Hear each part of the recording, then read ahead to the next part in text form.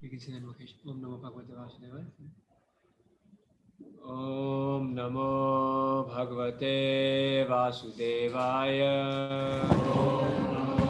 Bhagavate Vasudevaya. Om Namo Bhagavate Vasudevaya. Om Namo Bhagavate Vasudevaya.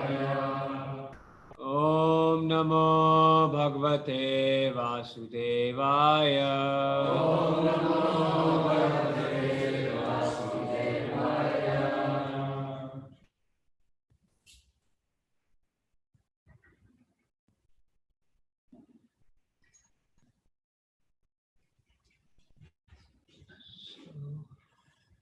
We're reading from chapter 20, the Krishna book. It's called The Description of Autumn. Yeah, so we can read. Yeah, thank you, Guru.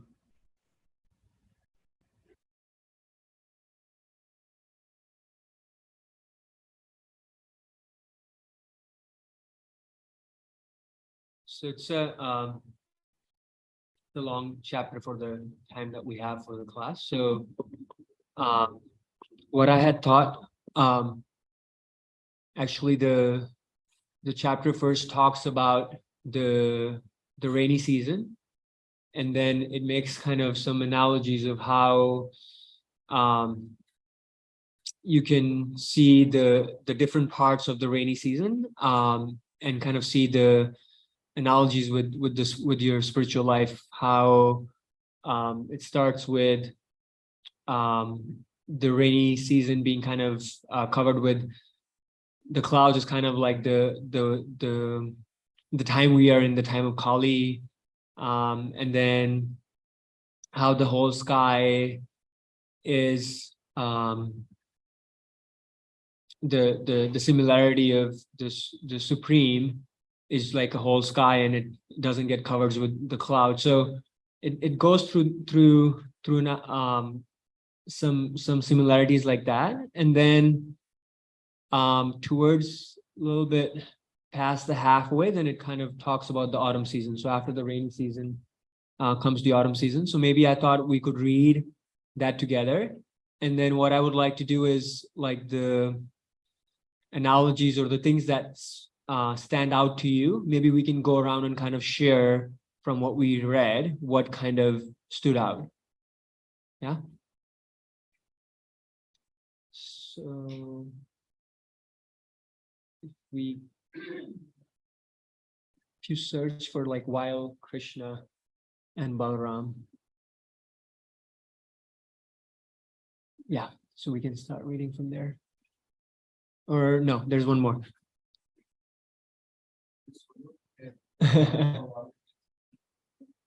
There we go. Yeah, perfect. So whoever would like to read, you can just go around and take turns.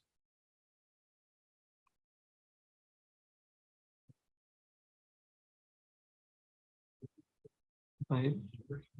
While Krishna and Balaram were enjoying the gifts of the rainy season in this way, the autumn season gradually arrived, and all the water reservoirs become very clean, and when pleasing and refreshing air blows everywhere.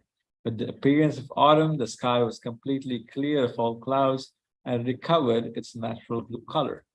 The blooming lotus flowers and the clear water in the forest appear like persons who have fallen down from yoga practice but have again become beautiful by resuming their spiritual life. Everything becomes naturally beautiful with the appearance of the autumn season. Similarly, when a materialistic person takes to Krishna consciousness and spiritual life, he also becomes as clear as the sky and water in autumn. The autumn season takes away the rolling of dark clouds in the sky as well as the polluted water. Filthy conditions on the ground also become cleansed. Similarly, a person who takes to Krishna consciousness immediately becomes cleansed of all dirty things within and without. Krishna is therefore known as Hari. Hari means he who takes away. Krishna immediately takes away all unclean habits from anyone who takes to Krishna consciousness. The clouds of autumn are white, for they do not carry any water. Similarly, a retired man being freed from all responsibility of family affairs, namely maintaining the home, wife, and children, and taking completely to Krishna consciousness, becomes freed from all anxieties and looks as white as clouds in autumn. Sometimes in autumn, the falls come down from the top of the hill to supply clean water, and sometimes they stop. Similarly, sometimes great saintly persons distribute clear knowledge, and sometimes they're silent. The small ponds which were filled with water because of the rainy season gradually dry up in autumn. As for the small aquatics living in the reservoirs, they cannot understand that their ponds are diminishing day by day, just as the materially engrossed persons cannot understand that the duration of life is being reduced day by day. Such persons are engaged in maintaining cows, property, children, wife, society, and friendship. Due to the reduced water and scorching heat from the sun in the autumn season, the small creatures living in small reservoirs of water are very much disturbed. They're exactly like uncontrolled persons who are always unhappy from being unable to enjoy life or maintain their family members. The muddy earth gradually dries up and newly grown fresh vegetation begins to wither.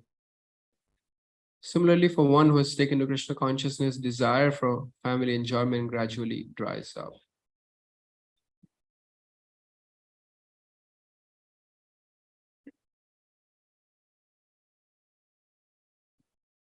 Because of the appearance of the autumn season, the water of the ocean becomes calm and quiet, just as a person developed in self-realization becomes free from disturbance by the three modes of material nature.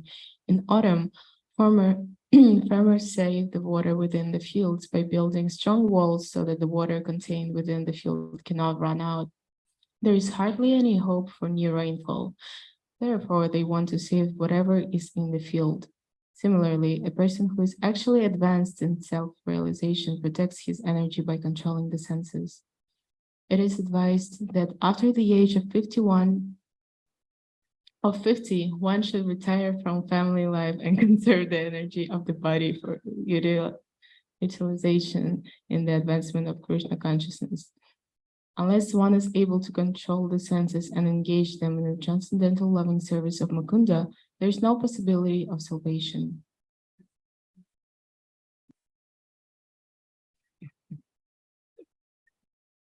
During the daytime in autumn, the sun is very scorching, but at night, due to the clear moonshine, people get relief from the day's fatigue. Similarly, a person who takes shelter of Mukunda or Krishna can be saved from the fatigue of misidentifying the body with the self. Mukunda or Krishna is also the source of solace for the damsels of Vrindavan. The damsels of Rajabhumi are always suffering because of separation from Krishna, but when they meet him during the moonlit autumn night, their fatigue of separation is relieved. When the sky is clear of all clouds, the stars at night shine very beautifully. Similarly, when a person is actually situated in Krishna consciousness, he is cleared of all dirty things and he becomes as beautiful as the stars in the autumn sky.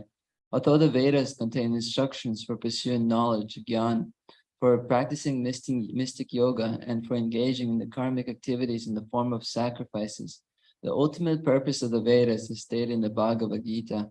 One has to accept Krishna consciousness after thoroughly studying the Vedas. Therefore, the clean heart of a devotee in Krishna consciousness can be compared to the clean sky of the autumn season. During autumn, the moon looks very bright along with the stars in the clear sky. Lord Krishna himself appeared in the sky of the Yadu dynasty, and he was exactly like the moon surrounded by the stars or the members of the Yadu dynasty. When there are ample blooming flowers in the gardens, in the forest, the fresh aromatic breeze gives great relief to the persons who have suffered during the summer and rainy seasons. Unfortunately, such breezes could not give any relief to the gopis because of their heart's dedication to Krishna. People in general might have taken pleasure in the nice autumn breeze, but the gopis, not being embraced by Krishna, were not very much satisfied.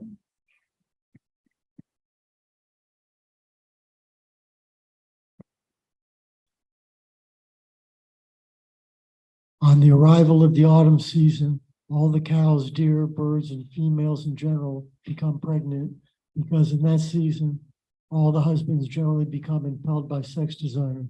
Such pregnant females are exactly like the transcendentalists who, by the grace of the Supreme Lord, are bestowed with the benediction of their destination in life. Srila Rupa Goswami has instructed in his Upadeshamrita that one should execute devotional service with great enthusiasm, patience, and conviction, and should follow the rules and regulations, keep oneself clean from material contamination, and stay in the association of devotees. By following these 6 principles, one is sure to achieve the desired result of devotional service. For one who patiently follows the regular principles of devotional service, the time will undoubtedly come when he will achieve the desired result, just as the females reap results by becoming pregnant.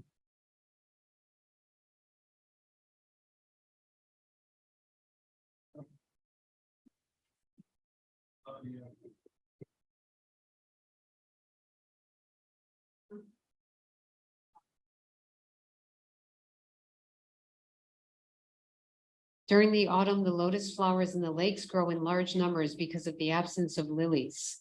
Both the lilies and the lotus flowers grow by sunshine, but during the autumn season, the scorching sunshine keeps only the lotus. This example is compared to a country where the king or the government is strong. The unwanted elements like thieves and robbers cannot prosper. When the citizens become confident that they will not be attacked by robbers, they develop with great satisfaction. A strong government is compared to the scorching sunshine in the autumn season. The lilies are compared to unwanted persons like robbers, and the lotus flowers are compared to the satisfied citizens.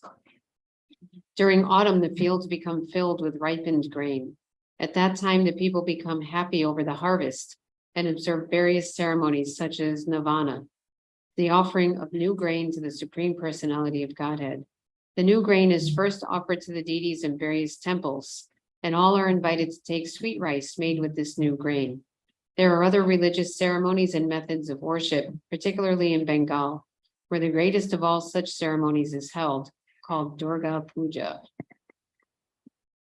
In Vrindavan, the autumn season was very beautiful, then because of the presence of the Supreme Personality of Godhead, Krishna and Balaram. The mercantile community, the royal order, and great sages were free to move about in order to achieve their desired benedictions. Similarly, the transcendentalists, when freed from the encagement of the material body, also achieved their desired goal.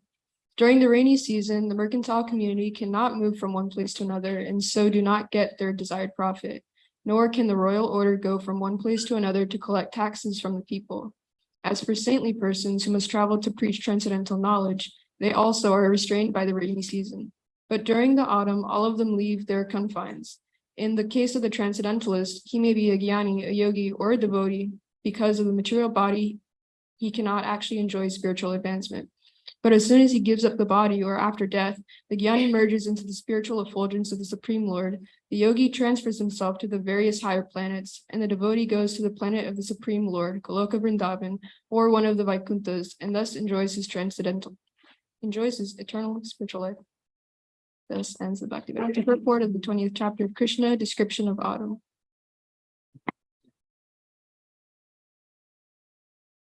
So that was a beautiful description of the season of autumn in Vrindavan. As you saw, there were so many kind of similarities that were made. I wanted to hear anything specific that may stood out to any one of you. Yes, Prabhu, please. And if you could, there are a lot of new faces, so if you could please share your name before you speak, that would be great. Haribol. My name is Gopi Jivana Dasa. In one section, it mentioned that I think it was speaking about the muddy water and becoming clear. And then it said that when we approach the Lord, he is Hari, he steals away our bad qualities. But it just actually made me think about how we forget that Krishna just wants to steal away so that he can replace and give us something else. But we forget about that part. And then, so, they say, if you already, obviously, if you have something in your hand, you can't accept something new. You have to first let it go. But we are so resistant to doing that. So yeah, sometimes we'll just have to trust Krishna and just let go. And we'll see that we'll get something else in return. So I just thought that was funny. Thank you. Yeah, that's really sweet. Anyone else? Yes, bro.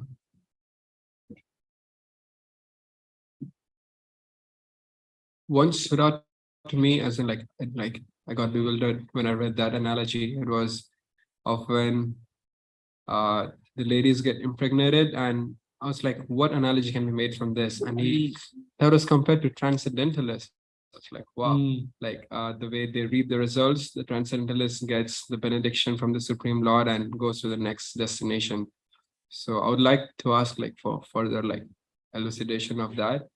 But also there was one which I really liked was how the lotus and lily are both in the rainy season, but in autumn season, from the sunshine only the lotus grows, but the lily is not there anymore. And was compared to how in a strong government, the citizens, there's two elements, citizens and the thieves, but the thieves are not encouraged, like they fade away, and the citizens, when they see that they're being protected, they develop. And it made me think of like in Krishna house, like how there's so much steps that are taken to protect the spiritual life of like especially new devotees, so they don't get like robbed away by like not proper philosophies, improper like people preaching different philosophies, not like proper practices. And when they feel safe in that neighborhood, in that surrounding, the spiritual life grows. Right. So that's something I appreciate. Thank you, Prabhu. Yes, Prabhu in the back.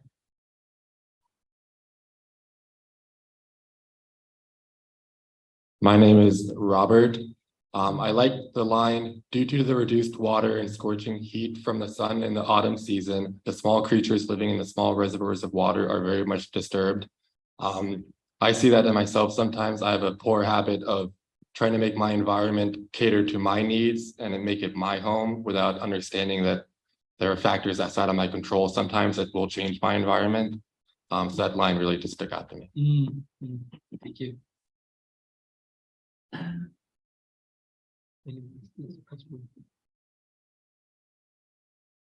I was just thinking, as we started reading that,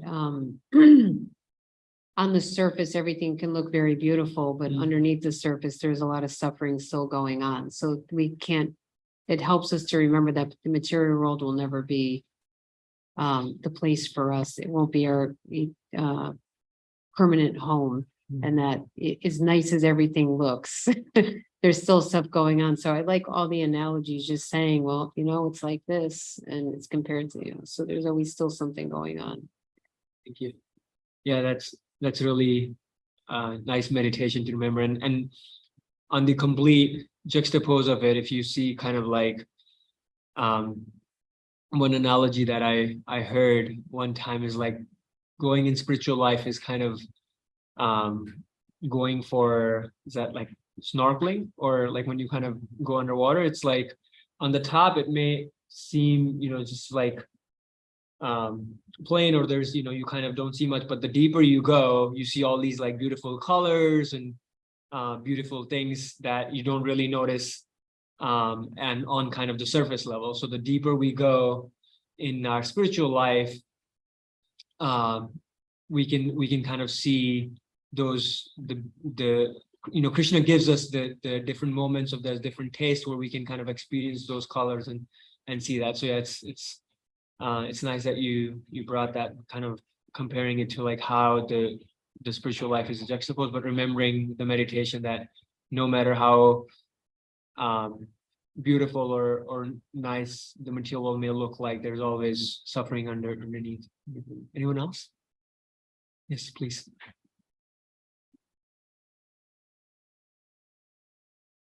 Hi, Krishna. I'm Christina. Wow. I liked the parts near the beginning of the reading about how when materialists become transcendentalists, they become beautiful and they become clear like the autumn sky and the water. And that was interesting to me because we sometimes in a materialistic society think of like beauty as just being skin deep, you know, like you put on makeup or maybe you do plastic surgery or something like that, but it's kind of different from who you are inside. But that part of the reading shows that actually that's not necessarily true, that if you find spiritual knowledge and transcend all your material desires, that you can kind of develop this inner beauty that shines from within you, and people can notice how clear you are in your mind just from sort of looking at you and the way that you act. So I like that. Yeah, I that was one of the things that stood out to me too when I was reading it. And the thought just, and I think I was doing some research, and Prabhupada had mentioned in one of the classes of how you could see that these hippies who took up to Krishna consciousness, how they were basically like after taking up Krishna consciousness, they kind of looked like that they were coming from Vaikuntha. And so I was just meditating. I was like, it would be such a cool thing if, you know, like for all these devotees, there's like a before and after picture of, you know, like before they joined the movement of what they looked like, and then afterwards, and kind of seeing that transformation. That would be a pretty cool thing to kind of observe that. And some of them you can kind of see. And I mean, you can kind of experience for yourselves too. Like if you remember, like when, you know, when we first came to Krishna consciousness, like what we look like, even from, you know, kind of some of the things on the material or the physical appearance, even like that transformation is pretty drastic. So yeah, that's a really cool thing. Anyone else, Bruce? Yes, please.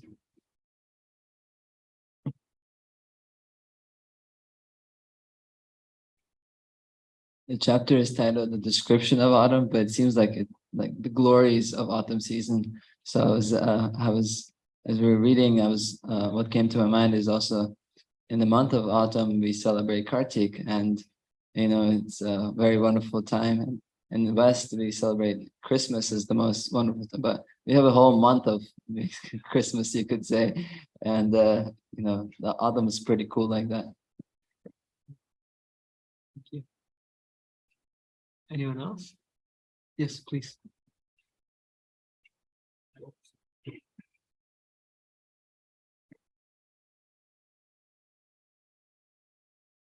Hi, my name is Anthony.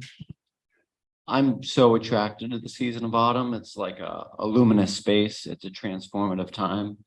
It spoke to so many things, but it's not all sunshine and rainbows, like the scorching of the sun. Like you have to be strong and disciplined to take the heat and be able to make it through. I think it spoke to mind, body, and spirit, like the clearing of the nadis and the chakras, the stilling of the waters of the mind. Like, I think it crosses over into a lot of different spaces. And I think autumn is important.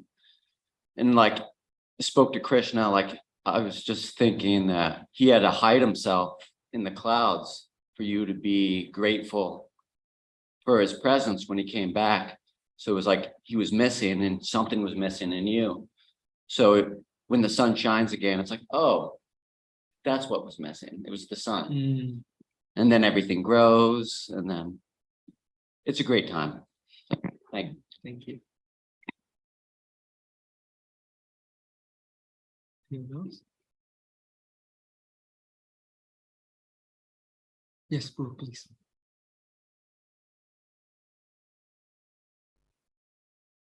So one thing that stood out for me was that description of the gopis, how when even though everything was nice and pleasant, they were not able to enjoy it because they're really missing Krishna. It's so easy to remember Krishna when things are difficult, but when things are nice and good, to still be missing Krishna, wanting Krishna, that was inspiring. Thank you. Yeah, that's the part that one part that I wanted to focus on, or that stood out, was if it says, unfortunately, such breezes could not give any relief to the gopis because of their heart's dedication to Krishna. People in general might have taken pleasure in that nice autumn breeze, but the gopis, not being embraced by Krishna, were not very much satisfied.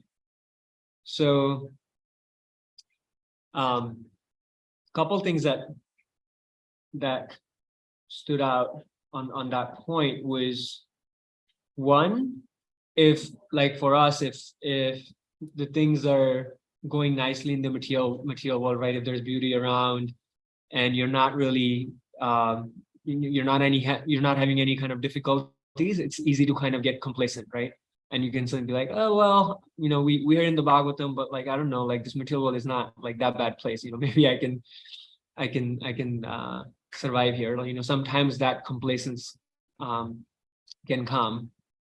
But you see in the mind of you see the example of the gopis, that they're just so tunnel vision that their focus is always on Krishna, right? So for them, happiness is presence of Krishna, right? And when Krishna is not around, nothing can satisfy them, right? And so, like Prabhupada will give the example of the child crying for the mother a lot of times, right? Like there's nothing that you can do that will make the kid happy. So my daughter Lila Amrita, she's really attached to Amrita Kelly, and like when she needs mommy, there's nothing you can do that will satisfy her, right? And it's such a nice meditation to, like yesterday, she's like, mommy, and I was like, mommy will be back. Like you can have ice cream, you can have this, but no, she was just like, she needed mommy. And so seeing like I think that's a really nice meditation that we can have. And that kind of reminded me of this, actually, this chapter. Prabhupada got the opportunity, or he got an invitation to present at a conference in Japan in 1961. So this was before he came to the West, right? So about 6-7 years before he came to US. And so Prabhupada took this chapter and basically took this analogy, and what he wanted to do to present to this conference in Japan. In general, he saw that Oriental people are attracted to kind of the art, like they're really artistic. So he basically made these like 50 different analogies that are there, and then he gave these explanations, and then he was going to work with the artists in there to have art for all of those depictions, right? And then later, but he wasn't able to go because of he got the opportunity to where the person in Japan who was inviting Srila Prabhupada they were sponsoring him, and then they were paying for his hotel and stay in Japan, but he had to arrange for his travel. And I think it was about, I was reading in the Lila Amrita yesterday, it was about 3,700 rupees, which at the time was about $700, equivalent about $700, right? And so Prabhupada tries multiple ways. He reaches out to the government. He writes a letter to the vice president of India at the time, and actually is able to meet the vice president to where like finally the vice president is like, no, we cannot sanction you any funds for that. He reaches out to some other people in the past who had told him that they can help him and support him. he reaches out to the owner of this cargo ship company who had told him like that they were willing to pay half of his travel to US. And, he said, well, actually the ticket to Japan is even less than half. So could you pay for that? Right. Like, so he basically tries all these various options while trying to, while he's basically has done all this work. Right. So, and to me, what I was kind of meditating on and the realization I had was if we look at the life of Srila Prabhupada, he really had basically, you can say, one or two instructions from his spiritual master, right? One was to preach in West and two was to print books, right? Basically those two things, right? So if one kind of really tries to look at that, it's a really simple instruction, right? It's just like, like whenever you get a chance, you print books and through that try to preach in West. But he made that instruction as his life and soul, right? That was his tunnel vision, that he was basically, that's what he was always focusing on, right? And just like the gopis, they're always focused on Krishna. He was just trying to, any opportunity he would get, he would try to preach, right? And you see like so many difficulties that he goes through when you read in Lilamrita. And, after a while when you read and I'm like, Krishna, you got to give him a break. Like, come on, like, why you just keep on putting him through one turbulence after the other, right? Like he tries to, when he moves to Vrindavan, he tries to go, like he has to go to Delhi to try to get books published. He's basically barely has any money. So he's just really having limited means. He gets hit by a cow, he, passes out. The manuscript of Bhagavad Gita gets stolen, right? I mean, at one point, like I was thinking if it was anyone else would be like, well, I'm not doing this for me. I mean, and I'm doing this for you, Krishna, but looks like you're not really, helping me out. So like, I'm out of this. Like, I mean, it's, like how in a lot of times we're like, a relationship is a two-way street, my friend. If you're not reciprocating, then I'm out of here. Like it's nothing for me. And he could have tried to do it in, small means, which a lot of his god brothers tried, right? Like, yes, you could preach, but he just like continued to like just have that tunnel vision and continue to plow through, right? Like one setback, then he would just go to the next thing. Another setback, he'll just go to the next thing. Like Krishna kept on closing doors and doors, and then he'll just kept on going to the next one because he had that faith in Krishna, and then also the faith in the mercy of his spiritual master or the instruction of the spiritual master. Because with instruction, if we really take that sincerely, comes the empowerment. Right? And so if we just try to, I mean, sometimes on the surface, just like that, right? Like the instruction may seem really simple, right? Like if we ask our teachers of like, can we get some instruction of like how we can serve you or how we can serve the movement, right? And sometimes it's just maybe like the answer may look like simple like that, right? Like, yeah, just try to preach, right? But if we just try to then meditate on that and try to see, every opportunity that we can get and not get disheartened with the setbacks, right? One of the lines that we read in the purport was to have the enthusiasm and the patience, right? Which is until I came to Bhakti and until, I kind of read those instructions, it would never, those two words, you would never really think of it together, right? Either you think of like people being patient or you think of people being enthusiastic, right? But like, until then, I never saw like someone saying, be always being enthusiastic in spiritual life, but then at the same time being patient, right? Because even in our spiritual life, things are not going to, just in our personal growth, things are not going to happen overnight, right?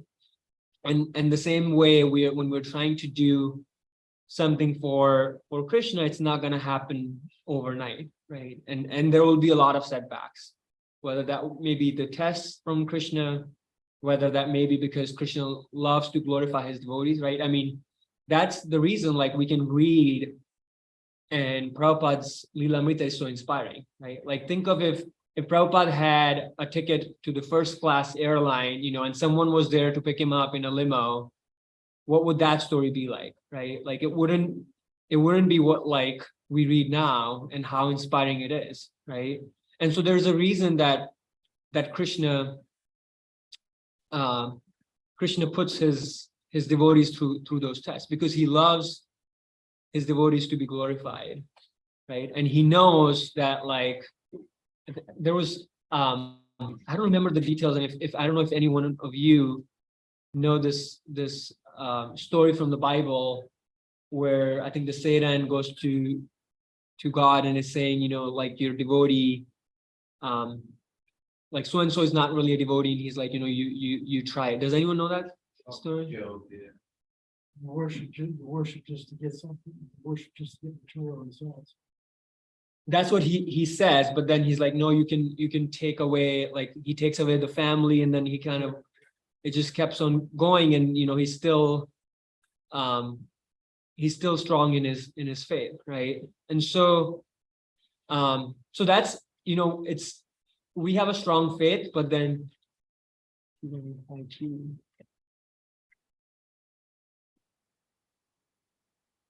Krishna has stronger faith in us, that our faith wouldn't be disturbed by that, right? So anytime if we have, like, some material difficulty, or if we have some setback, one meditation that we can have is, like, Krishna having this conversation with Maya is like, yes, you can go ahead, and the reason I give you that permission is because I know my devotee would not be disturbed, right? So having that meditation is like, like, Krishna has so much faith in me, and that's why he's letting this happen. And it's not so much as the way I like to, at least for me personally, the way I like to meditate of it is not like, the tests coming in, right? Because as a parent, I don't like to put my kids through tests, right? I mean, if there are things that they have to do through their growth, but it's not like my meditation is not like, oh, I'm going to put my son through this test, or my daughter through that test. It's just like, I have to try to stay back so that they can basically grow or learn that thing. Because if I try to help, like the other day, my son Rajarshi was trying to solve this puzzle, and it was really hard for me to not help, to not just go in and help him, because he was struggling. And so I was like, oh, this is like the piece where it goes, and I could have just done it for him. And I had to just sit through it, and I personally think it was a harder experience for me than it was for him to just see him struggle. Right? It's like, oh, I wish I could just help him, but if I do that, then he wouldn't learn, right? So I'm suffering even more, right? So think of it like when Krishna is, if he's not really putting us through those challenges, he's just like, you have to do it, and if I do it, then you won't learn this lesson, right? And he's suffering more just watching us through that. But then when he did that puzzle, when he kind of put that together, he was happy, but I was happier for him, right? I was like, yes, he got it and he did it, right? And that's and I was like, I had that realization when that happened, this is kind of probably what Krishna is feeling. One, those challenges are actually harder for him when he's putting us through that, even though we may feel like, a lot of times we can say why Krishna, why it's happening to me, or, I cannot believe I have to go through this, but it's harder for him to see us go through that.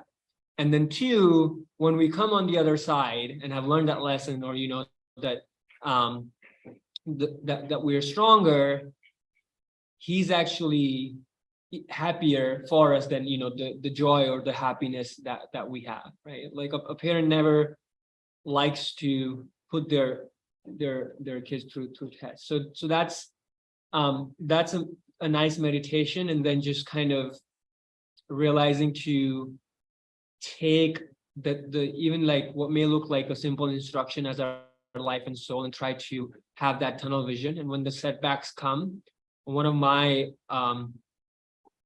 favorite quote is success is going from one failure to another without losing enthusiasm, right? And that is seen so nicely in life of Srila Prabhupada. And so if we can just try to, meditate on that, as I think one of the line that kind of said in the purport about how Prabhu was mentioning, like, where is the analogy of pregnant woman is going to go, like, and it said, how they're able to reap the fruits. Similarly, a person who is taking in spiritual life, rest assured will have there's the benediction, or will basically have, kingdom of God, or however you may want to call it. And then, the famous verse in Bhagavatam that talks about that. So we can meditate on that. And those were some of the thoughts I had. Any other thoughts or questions, if you want to just go.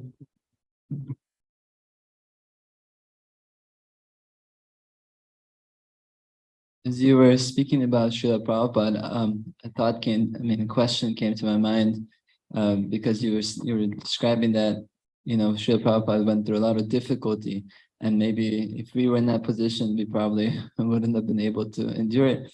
So I was just thinking, is the greater the faith, the harder the challenge, or because Krishna is like the doctor and we're like on the operation table.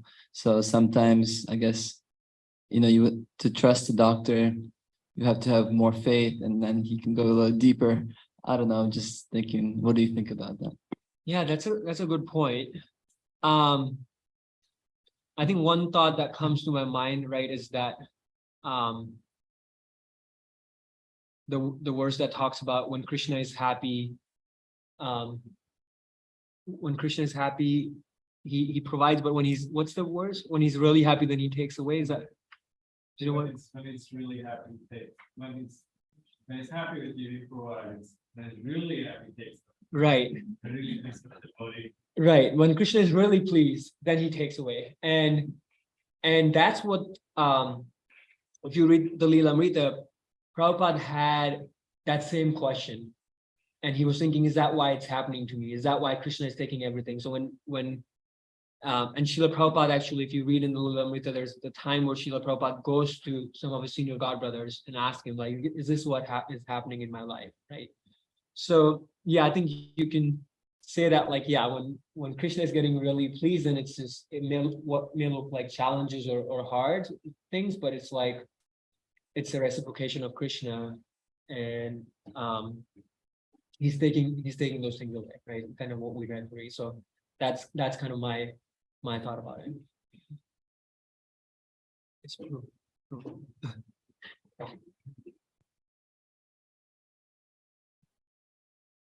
I don't think the game is over after you get through a hardship. If you're not purified, I think a sense of arrogance can come to you. Like, oh, I can overcome anything, I'm champion warrior of everything. And then you develop this like elevated position that's not even deserved. Like, everybody faces stuff, and your minor challenge, you just elevate it exponentially because your sense of self-importance, I guess.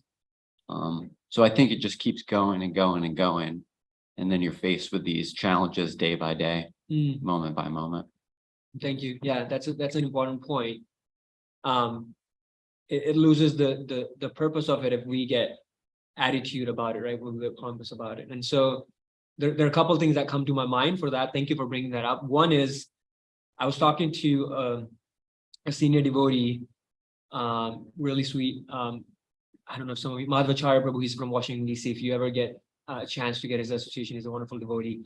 So I was asking him, he's really advanced in his like material life, and like he's a surgeon or a doctor, and really renowned. And so I was asking, like, how do you do that? Like, all these material advancements that you have, that they don't get to your head. And here I'm like, even small things that I get, like I can get like really puffed up about it. And so he said how like a little child who cannot walk and is being carried by his parent, and the child will just tell like, oh, take me to this room, take me to this room, and the parent will actually take them to that room. And so he's like, I similarly have this meditation that actually I'm just being carried by my spiritual master, and the spiritual master is actually taking me to these different places. It's actually not me, right? And Prabhupada had like always, no matter what all the accomplishments he did, like he always heard from him, it was he's like, it's the mercy of my spiritual master, right? So that's one. And then two, I recently, in a couple of days ago, I heard this story in the class in the temple in Latra of the donkey and Jesus, right? Have you guys heard, and does anyone of you know that story? So I don't remember the exact, don't recall the exact details, but for some, like Jesus is coming back to this specific town, and Jesus asked one of his disciples to go ahead and bring this donkey. And so he's going to ride the donkey. And so since he was coming back from something, they were going to do a lot of like glorification for him. So he's riding the donkey. And so they're basically, while he's coming on this path, they're showering with him all these flowers, like all these jewels and all these things. And Jesus has basically with his folded hands, and giving that all to God, or giving that all to Krishna, right? Basically like taking that and seeing that actually it's a glorification for God, it's not for him, right? And the donkey is basically thinking, oh, look at these, like look at me, like these guys are giving all these flowers to me, all these jewels are for me, like like how important I am here, right?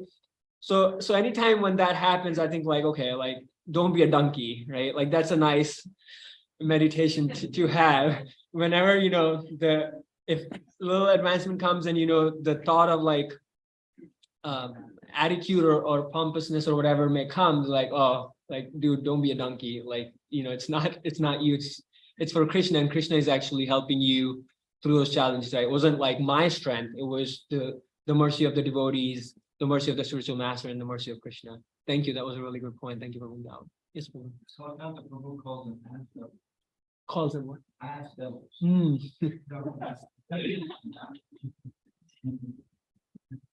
Just to add on to this last topic, one could also consider that in a very objective and factual way, all our spiritual advancement is completely based on mercy that we're receiving from others.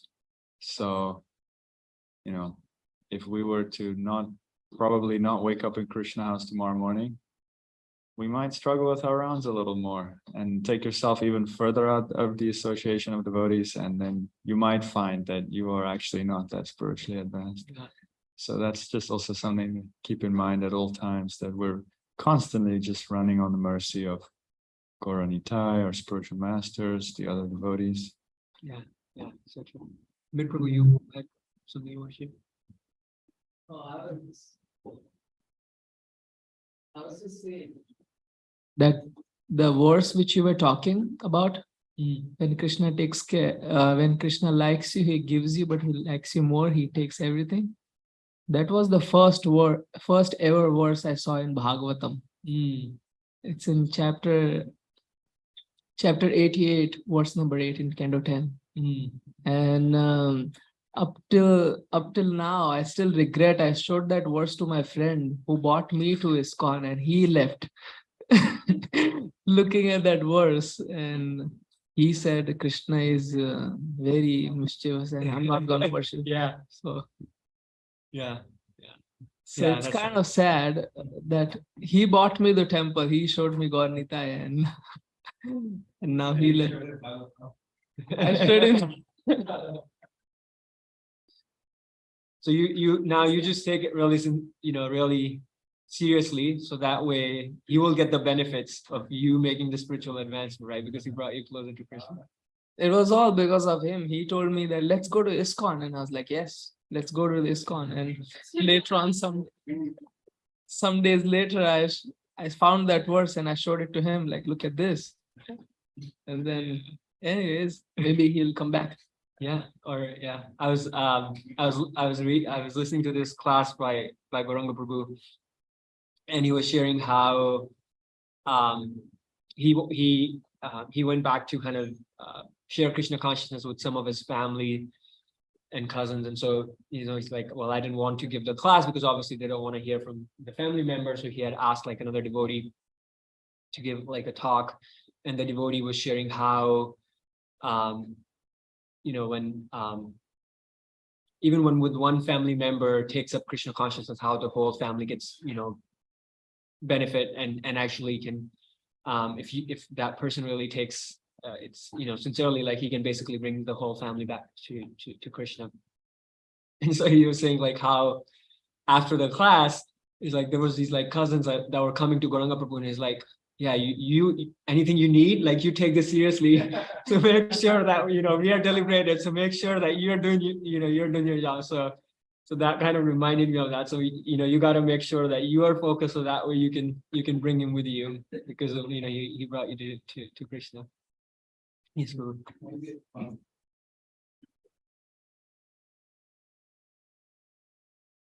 Analogy you like share about like the lessons you learned from like helping Rajarshi, like not helping Rajarshi with his puzzle. And I never thought of it like that. And based on what Govinda was asking, like the higher the faith, the greater the test. I always struggled with that concept, but now from that analogy, I understood that if there's like your child, like let's say he's like a special needs child, or he is not that sharp, and you have given him a puzzle that you feel like he definitely won't be able to solve. And in that case, like he struggles, but then he gets disappointed, and when he's not able to do it, ultimately he gets like probably sad about it. But when like your kid could do it, and then you just wait and let him like deal with a tougher problem so that he gets more and more confident. I was feeling like similarly, if Krishna put us through something that we could not face, it would probably lead us away from him. But someone like Prabhupada, who like Krishna knows that he's like at a certain level, so putting him through those tests like only glorifies Prabhupada more. So yeah, just like nice to understand that based on where we are at, Krishna like puts us through problems so that we can keep coming up, not that we'll go away from him. That was Yeah, that's so sweet. Yeah, I was talking to Chaitanya Sharan Prabhu a while ago, and he said this one thing is like, Krishna will push you to the challenge on like that you cannot take it, but Krishna can take it, right? So always just remembering like he'll push us through on things that we can actually not accomplish, but Krishna can do it, right? Krishna. So he's the one actually helping us to do it. So always remembering that one, he will push us through the challenges which are not possible for us, but again, that's the time to take the shelter and surrender. Thank you so much. Very well.